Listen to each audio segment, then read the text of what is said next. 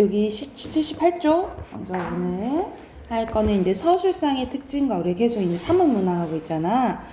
서술상의 특징과 효과에 대해서 한번 봐볼게요. 자, 보면은 서술상의 특징은 서술자가 독자에게 이야기를 전달하는 방법을 이제 서술상의 특징이라고 하는데, 서술상의 특징은 시점, 거리, 인물 제시 방법, 표현 방법, 사건 어떻게 정연이 되는지, 그리고 문체 등 범위가 넓다라고 보시면 돼요. 우리가 소설에 살면서 했잖아. 소설에 살면서 뭐라 했지? 인물. 소설에 살면서인데? 소설에 살면서란 주제. 소설의 주제, 사고, 시점, 시점 아니. 주제, 구성, 문체예요. 특히 이 문체 문체는 어떻게 말 그대로 서술 되어 있는지 묘사, 대화 이런 걸 통해서 이제 작가마다 문체가 이제 다르게 드러난다라고 생각을 하시면 돼요.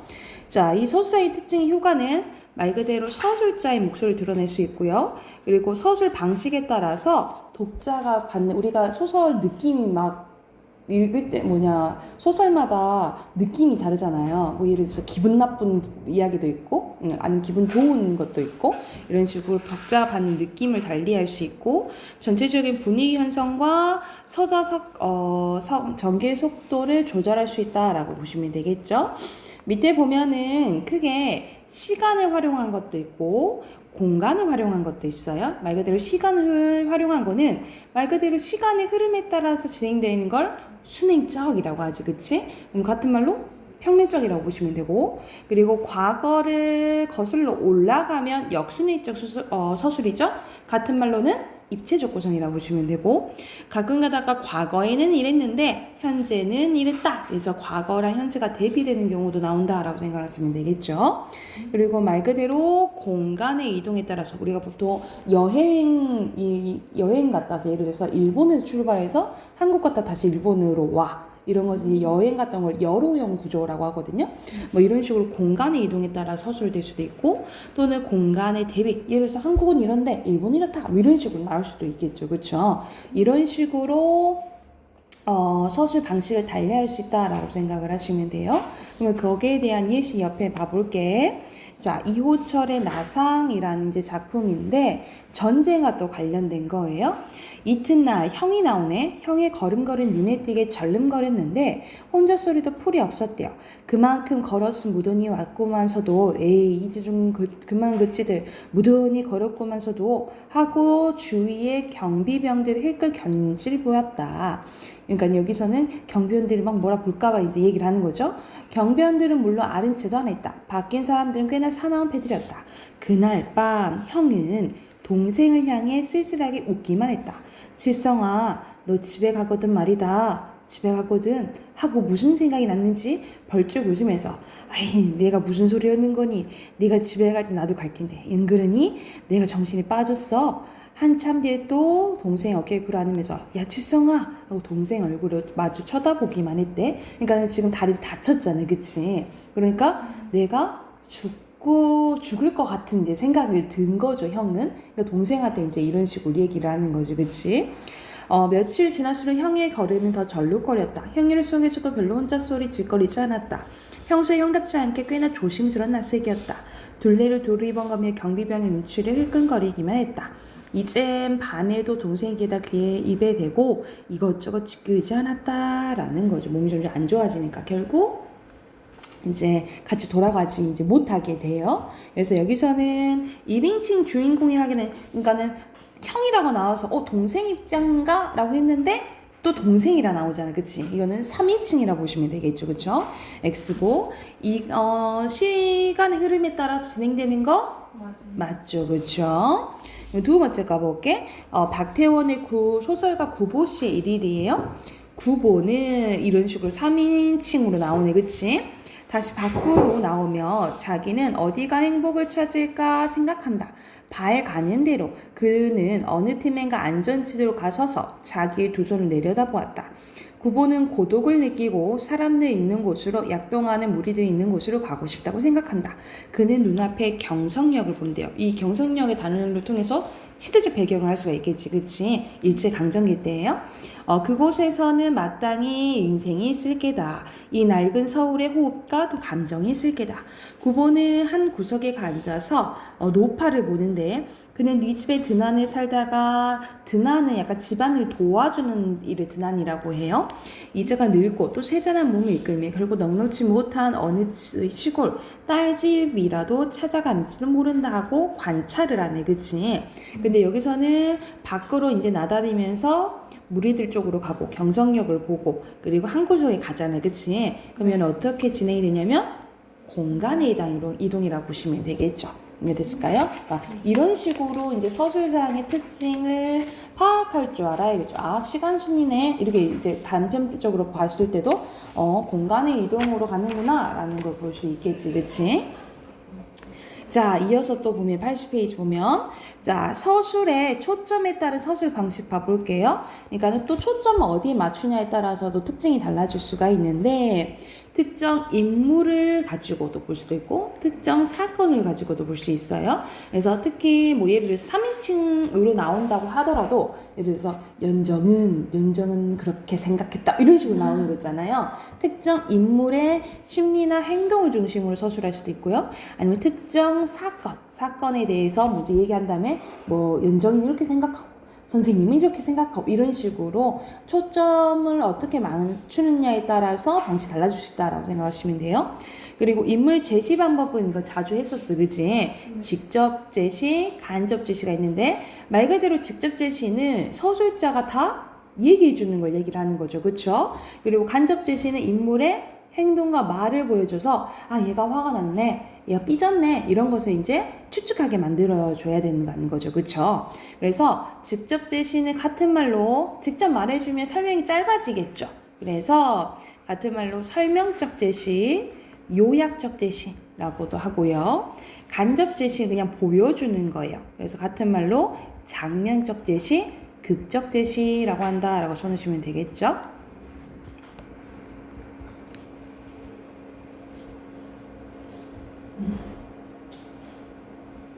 네, 큰일 났어요. 응? 오기 전에 밥을 너무 많이 먹어서 잠이 와요. 선생님도 아까 전에 간식을 먹었더니 잠이 와가지고 안 자려고 계속 별사탕 먹고 있는데 미쳐버리겠어요. 우리 같이 정신 활동을 하면서 해보자. 그래서 직접 제시는 어떤 효과가 있냐면 인물에 대해 직접 서술해서 인물의 심리나 성격을 명확하게 드러낼 수 있고요. 그리고 서술자가 모든 상황을 설명해 주잖아요. 이거 상상할 필요가 있어요, 없어요? 없겠죠, 그렇죠? 그리고 간접 제시는 비교적 구체적으로 생동감 있게 인물의 성격이 드러난다라고 보시면 되고 독자가 제공된 정보만으로 미루어 상상할 수 있는 여지가 많아진다. 말 그대로 상상력을 많이 유발한다 라고 보면 되겠죠, 그죠? 그리고 밑에는 서술자의 문체입니다. 그러니까 쓰는 스타일이 달라질 수가 있다라는 거지, 그치? 그래서 짧게 쓰면 간결한 문체, 길게 쓰면 막 장황한 문체, 그리고 구어체는 약간의 우리 평소에 말하는 말투 있죠? 그러면 구어체, 쓰는 스타일이 딱딱하게 뭐뭐 한다 이렇게 뭐 이런 식으로 끝나면 문어체고요. 보통 존댓말을 쓰면 경어체라고 보시면 돼요. 경어체고요. 그리고 서간체는 서간이 편지예요. 그래서 안녕, 잘 지냈니? 뭐 이런 식으로 나오면 서간체라고 보시면 되고 그리고 옛날 고전소설의 말투 같은 거 있잖아요. 그걸 판소리 사설체라고 해요. 그래서 운율이 느껴지는 부분 있잖아요. 여러분 판소리 사설체 그리고 이때는 판소리계 소설에서 많이 드러나기 때문에 서술자의 개, 그러니까 편집자의 논평 있잖아요. 그런 부분이 좀 드러나기도 한다라고 생각을 하면 돼.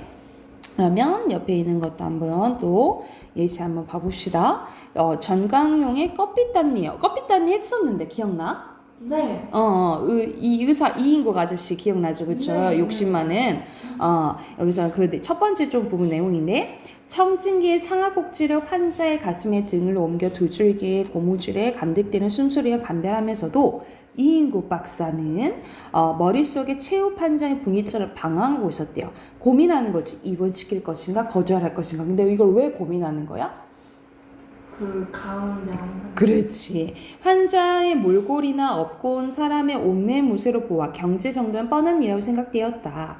그러나 그것보다 더 마음에 캥기는 있는 게 있었는데 일본인 간부급들이 자기 집처럼 들락날락하는 이 병원에 이런 사상범을 입원시킨다는 것은 관선시 의원으로서의 체면도 떳떳하지 못할 뿐더러 그러니까 얘는 완전히 친일파였다는 거죠. 그렇죠? 자타공이라는 모범 한국 식민의 공든 탑이 하루아침에 무너지는 결과를 가져오는 것이라 생각이 들었다라는 거죠. 그러니까 사상법이라는 것은 말 그대로 독립을 위해서 일을 하거나 아니면 그때 당시에 이제 사회주의가 막 이렇게 들어오기도 하고 이러니까 뭐 이런 거는 이제 일본한테 밑보일 짓을 하고 싶지 않았다는 거지. 순간 그는 이런 경우에 가부 결정, 옳다 그랬다 결정에 일도 양다 한 번에 판단하는 거 자기식의 찬란적인 단언을 내렸대요. 그는 응급치료만 하여 주고 입원실이 없다는 가장 떳떳하고도 정당한 구실로 애걸하는 환자를 돌려보냈대. 환자의 집에 병원에서 멀지 않은 건너편 골목이 있다는 것은 후에 간호원에게 들었다. 그리고 그쯤은 예사로운 일이었기 때문에 이 예사로운 일이 있다는 것은 보통 있었던 일이었기 때문에 그는 아무렇지 않게 잊어버렸다라는 거죠. 근데 나중에 이제 광복이 되고 나서 얘를 다시 만나게 되는 거지, 이 환자를. 그래서 여기서는 서술자가 인물에 대해서 어떻게 얘기해요? 이런 사람이란 걸 얘기를 해주잖아, 그치? 직접 제시라고 보시면 되겠죠? 그리고 인물의 심리 위주로 서술되고 있다라고 보시면 되고, 그리고 여기서는 최인훈의 광장입니다. 그래서 광장은 우리가 말 그대로 남북이 사상 차이 때문에 그런 거잖아요. 그렇죠? 그래서 사상을 이제 선택해야 되는 이데올로기를 이제 고민하는 이제 서술자가 나온다. 아니 주인공이 나온다라고 보시면 돼요. 얼른 돌아다 보았으나 아무도 나타나지 않았다. 되도록 천천히 다락에서 내려와 마루에 내려선다. 무슨 할 일이 없는가 찾는 사람처럼 두리번거린다. 방 안의 새삼스레 그의 주의를 끌만한 것은 없다. 이제 그가 이제 바라보고 있는 거야. 발끝으로 살살 밀어서 유리족을 한 곳에 모으고 꽉 밟는다. 소리가 나지 않는다. 더 힘있게 밟는다. 행동 위주로 보여주죠. 그렇죠? 그만한 힘으로 발바닥에 올려 밀 뿐 유리는 바스러질 대로 바스러진 모양이지 꿈쩍도 않는다. 복도로 나선다. 복도에는 인기척도 없다. 선장실로 올라간다. 선장은 없다. 벽장문을 연다. 총이 제자리에 세워져 있다. 벽장문을 닫는다. 서랍을 열고 아까 선장이 들어오는 바람에 미처 돌려놓지 못했던 총알을 제자리에 놓는다. 몹시 중요한 일에 마친 사람처럼 홀감에 분해진다. 테이블로 가서 해도를 들여다본다. 이 배가 밟아온 자국이 연필로 그려져 있다. 선장이 하는 것처럼 컨버스를 손가락이나 꼬나 잡고 해도 위로 제본을 신용한다. 한참 장난하다가 햄버스를 던져버린다. 여태까지 한 손에 부채를 들고 있다는 사실을 처음 안돼. 자기 부채가 들고 있었는지도 몰랐대. 이런 식으로 약간 서술이 특이하게 진행이 되지, 그치? 저게 뭔 말이야? 그치. 이거는 이제 누가 이 그의 입장에서 그가 하는 행동과 그가 생각하는 위주로 서술이 되잖아요, 그치? 그래서 이게 대표적인 의식의 흐름 기법이라고 보시면 돼요. 생각나는 대로 막 이렇게 서술하는 거. 흐름 기법인데 좀 그래서 보통 소설과는 조금 다르죠, 그치? 특이하지? 그래서 서술자는 인물의 심리에 대해서 여기서는 안다 이렇게 나오잖아. 심리는 직접적으로 제시하고 있죠, 그렇죠? 그리고 윗글은 공간의 이동에 따라 나오고, 그리고 문장이 되게 짧죠. 네. 그치? 그럼 어떤 문체? 간결한. 그렇지. 간결한 문체를 사용해서 불안한 마음을 드러내고 있다라고 보시면 돼요. 그러면은 여기까지 우선 이론하고 다음 주에 이 소설 두 개 할게요. 독서 할까요, 우리 월요일에는 문학밖에 안 해가지고, 그지? 되게 오랜만이네요. 그쵸. 독서 오랜만에 하죠. 70 독서도 얼마 안 남았네요. 그쵸. 84쪽이네요. 84쪽인가요? 네, 이거 하고 그게 있어서 뭐예요? 워크북 있거든요. 워크북. 선생님한테 냈었어. 선생님이 가져가셨어. 그거 워크북 하면 돼요. 워크북이 남아있어요. 워크북도 해야 하는 거였어요? 그럼요. 버려버릴 걸. 그래서 쌤이 가져갔지. 음. 혹시라도 남겨놓을까봐. 자, 여기서는 관점 비교의 적절성 평가라고 보면 돼. 그러니까는 한 사람의 이야기만 나오는 게 아니고 이제 여러 가지 대해서 그래서 이 사람이 이렇게 생각을 하는구나라고 이제 비교할 줄 알아야 된다는 거지. 그리고 당연히 이 두 대상의 공통점이랑 차이점이 이제 나오겠죠. 그러면은 여기서는 바로 한번 질문 한번 봐볼게. 자, 맹자가 나오네요. 선생님이 이런 맹자나 이런 사상가들 나오면은 좀 좋아해요. 선생님이 윤리를 좋아했거든요. 윤리를 좋아해서 이런 이제 약간 철학적인 거 있죠. 철학을 좋아하는 건 아니지만 이런 사상이 이런 것들 있잖아요. 누구는 이렇게 생각했고 이렇게 생각하는 거는 보면 이제 말하는 거 보면 좀 재밌거든요. 그럼 쌤 무슨 사상 있는 거 아세요? 저요? 뭐 딱 좋아하는 거는 없는데 약간 왜 이제 사상가들을 좋아하냐면 현실적이지 않고 네. 추상적인 것을 많이 얘기하잖아요. 되게 이상적인 걸 얘기하잖아요. 네. 그러니까는 그거에 대해서 사실상 현실에 적용할 때도 있지만 현실이 너무 힘드니까 이러면은 행복해질 거야. 그래 이렇게 생각하는 그런 것들 있잖아. 그러니까는 막 행복에 대해서 얘기를 해주는 거지. 아니면은 뭐 예를 들어서 뭐 공리주의 같은 게 있거든요.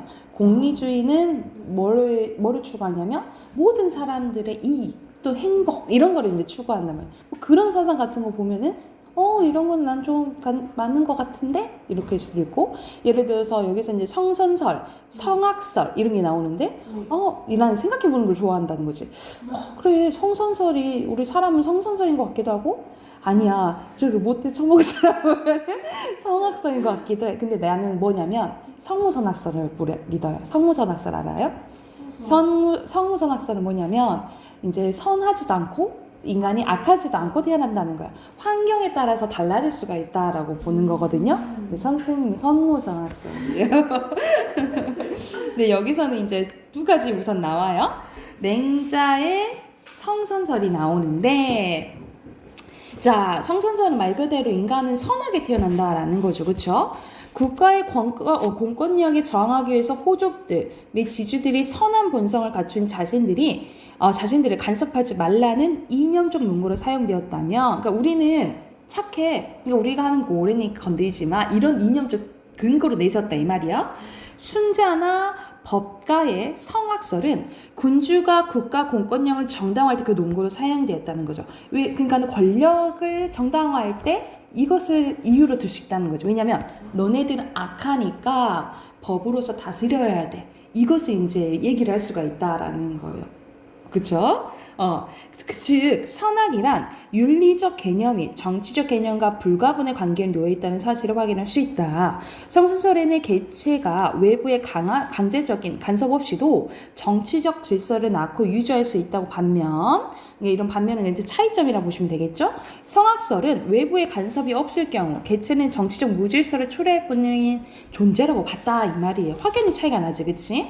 맹자는 살아있는 버드나무와 그것으로 만들어진 나무 술잔의 비유를 통해서 나무 술잔으로 쓰일 수 있는 본성이 이미 버드나무 안에 있다고 본 거야. 맹자는 인간이 선정적으로 지닌 이러한 본성에 인이예지 들어봤죠, 그쵸? 인이예지 네 가지로 규정했는데 고통에 빠진 타인을 치근히 여기는 동천집, 치근지십은 인간이라면 누구나 갖고 있다고 보고 측은한 마음은 인간의 의식적인 노력에서 나온 것이 아니라 불쌍한 타인을 목격할 때 저절로 원래 우리 타고난 마음을 갖고 있다라는 거예요. 흘러나온 거 본 것이 맹자의 관점이었다는 거죠. 다시 말해 인간은 스스로의 노력으로 본성을 실현할 수 있는 존재, 즉 타인의 힘이 아닌 자력으로 스스로의 힘으로 수양할 수 있는 존재라고 본 거예요. 그래서 바로 맹자 수양론의 기본 전제다라고 이제 나와 있네. 모든 인간은 선한 본성을 지니고 있고 이 선한 본성의 실현은 주체 자신의 노력에 의해서만 가능하다고 맹자의 성선설을 순자는 사변적, 그건 너무 사변적이야. 그건 너무 긍정적으로 본 거야 라고 얘기하는 거야. 낙관적이며 현실 감각이 결여된 주장으로 보았다라는 거야. 야, 그게 말 그대로 야, 그게 말이 되냐? 이렇게 얘기를 한 거지.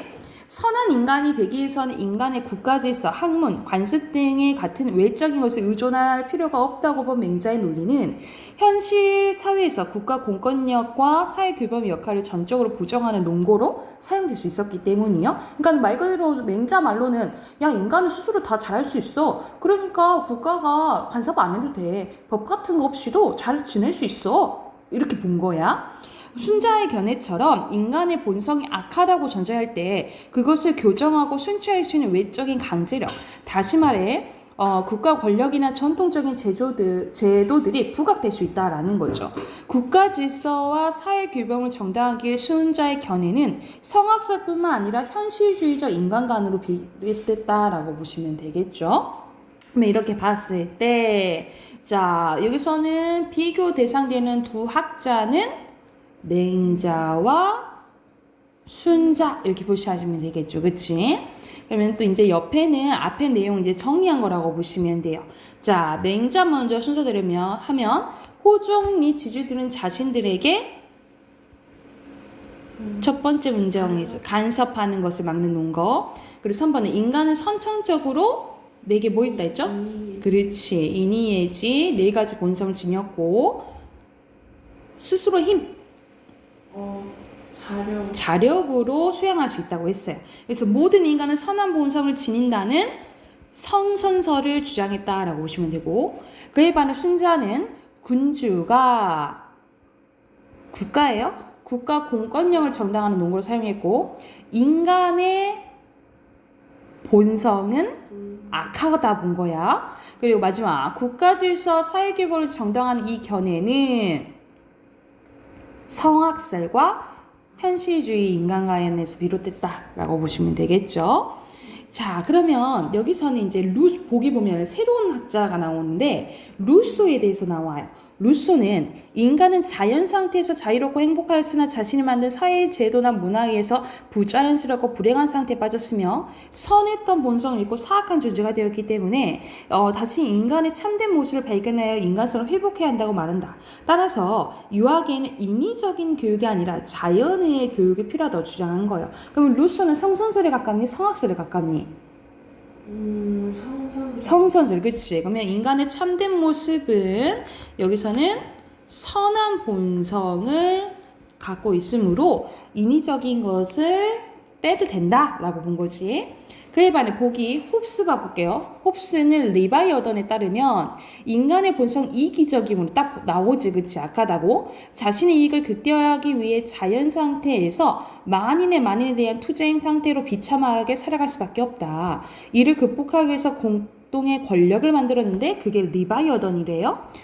이는 공동의 평화와 방어를 위해서 모든 힘과 수단을 이용해서 할 수 있는 절대 권력인데 사람들은 리바이어던 같은 절대 통치자에게 복종을 약속하고 대신에 통치자는 사람들의 안전을 보장해 주는데 국가는 이러한 계약에 따라서 만들어졌대. 그래서 이게 이제 홉스의 사회계약설이라고 보시면 돼요. 사회계약설. 그러니까는 왜 국가가 만들어졌냐? 이렇게 사람들이 악하니까 통치자가 필요하니까 이렇게 자연스럽게 계약을 통해서 만들어졌다라고 보는 게 홉스의 사회계약설이라고 보시면 돼요. 그러면 이 순자 홉스는 성악설로 본 거지, 그치? 그래서 인간은 이기적이라고 봤어요. 이기적 욕망에 따름으로 싸울 수밖에 없다라고 본 거예요. 그러면 이렇게 두 관점 차이점 알고 해당하는 거 문제 한번 풀어볼게요. 그래서 86쪽부터 89쪽까지 문제 풀고 답 확인해 봅시다. 뒤에 지문 보면 이제 선생님 말했던 성무선악설 나와요. 한번 봐보세요.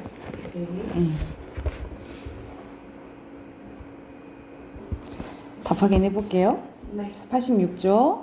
여기서는 뭐에 대해서 최저 소득 보장제 또 기본소득 그렇지. 기본소득제. 이거 표시하시면 되고 2번에 들어갈 거는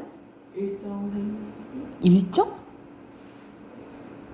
최저생기 최저생계비. 그리고 정기적 3번에 현금. 네? 현금 지급하는 거예요. 그리고 3번에 절약되는 거 아니죠? X. 그 다음에 O예요. 그리고 설명 대상은 필요주의자 필연주의고요. 필요주의 예, 필연주의에 대해서 나오는 거예요. 그리고 5번의 순서대로 O, X, O, X. 오케이. 그리고 빈칸은 뭐 해야 돼요? 추구 확인 의심 의심이에요.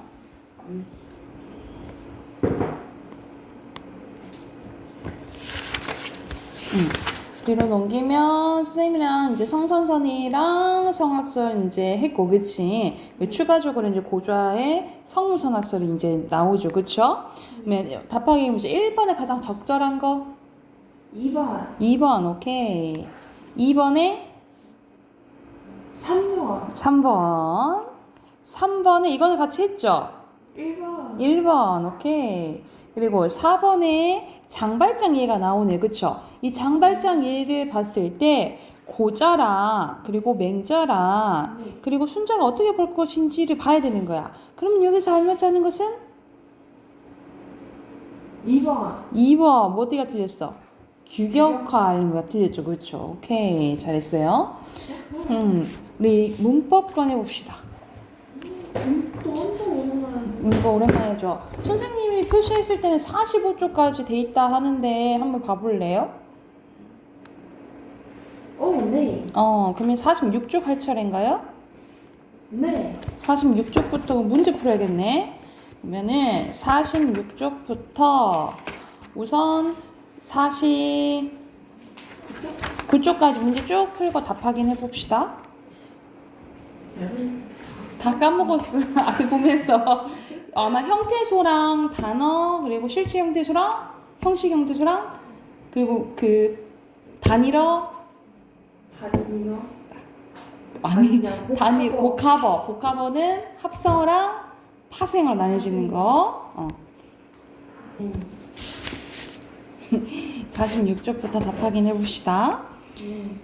여기서는 형태소 분석 이렇게 했지, 그치? 근데 알맞지 않는 것은 2번인데, 자, 가보자. 엇은 자립할 수 없는 형태소 맞죠? 그치? 근데 엇 봐보자. 엇은 앞뒤로 뭐랑 결합해야 돼? 먹이랑 다. 얘네들도 다 자립할 수 없는 거죠. 그치? 이제 몇 번 했었어요? 4번? 풋사가 먹었다 중에 더 작은 형태소로 분석되는 경우로군. 왜냐면 이렇게 나눠지고 이렇게 나누지 않아요. 그쵸? 저 단어 자체를 형태소라고 하는 줄 알고 그랬구나. 그리고 2번 가볼게요. 2번에 알맞지 않은 것은 1번인데 새 했을 때 새는 해를 꾸며주는 관형사라고 보시면 돼요. 그럼 이거는 어근 플러스 어근인 합성어예요. 그리고 3번에 이거는 너무 쉽다. 형은 집에 있다잖아. 그치? 의미가 있는 건 형, 집이시죠? 3번이고요. 그리고 4번에 여기서는 합성어 고르래. 그치? 그러면 이건 물 플러스 고기니까 맞죠? 네. 여기선 개는 접사니까 아니고 심술 쟁이 했을 때 쟁이가 접사니까 아니고 책가방은 맞죠? 그래서 답은 2번.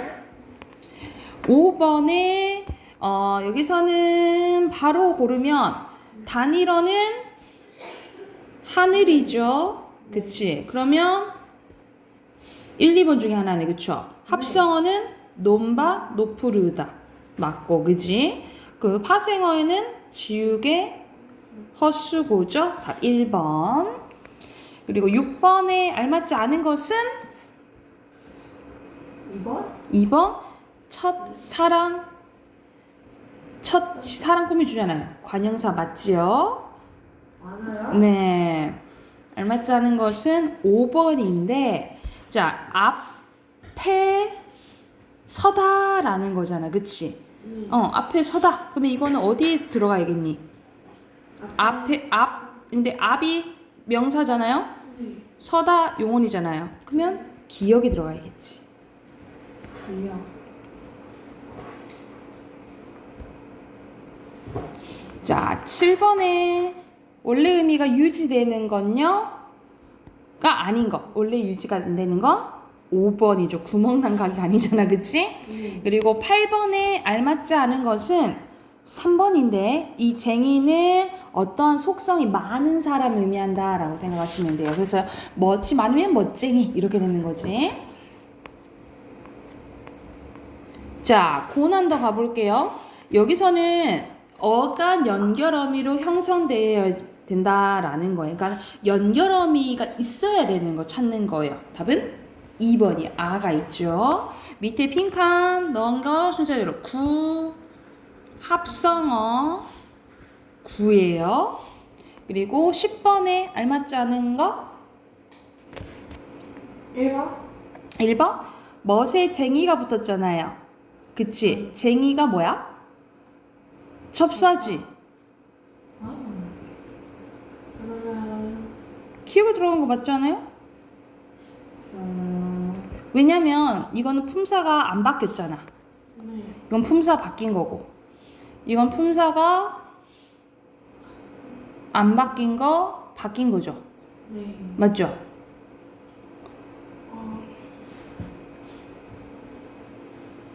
답은 5번. 읽다도 동사죠. 읽히다도 동사죠. 그러니까 리을이 아니라 디귿에 들어가야겠죠. 이해됐어요? 리을로 동사이에요? 품사가 바뀐 거잖아. 이건 품사가 바뀌어야 돼요. 아. 낮다는 뭐야? 아. 형용사잖아요. 낮추다는 동사잖아요. 이쪽 바뀌어야 된다고. 아. 오케이? 네. 밑에 빈칸 품사 그리고 형용사 그리고 밑에 빈칸 먼저 넣을게요. 1번에 들어갈 거 동사 형용사 그리고 어간 그리고 2번에 어근 품사 3번에 사동 그리고 4번에 타동사 OX X 11번에 보면 적절한 건데 몇 번? 1번. 1번 비워의 어간의 기본형이 비다죠. 네. 비우어잖아. 비우어. 네. 근데 시간이 빈다에서 비다의 어간과 같아요? 그 비우어가 어간이 되는 거예요, 저기? 어간은 비우죠. 그럼 비다라는 기본이 비우다니까. 비우다니까. 아. 그러면 그러면